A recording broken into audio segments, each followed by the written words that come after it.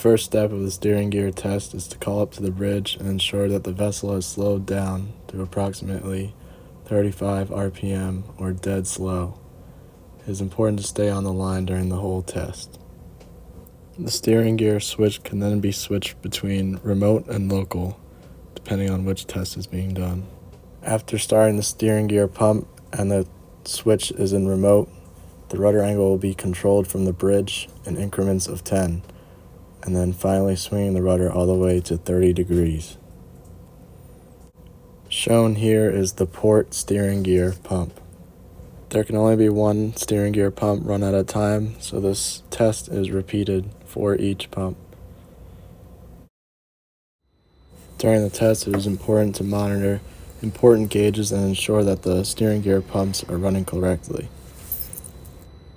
There are multiple functions and modes of the steering gear, as shown here. The rudder angle indicator should be checked during the test and should read the same as the gyro on the bridge. After completing the test, the phone can be hung up and the steering gear test should be logged into the bridge logbook and the engine room logbook. This test is typically done 1 hour to 2 hours before arrival or departure to ensure that the steering gear is working correctly.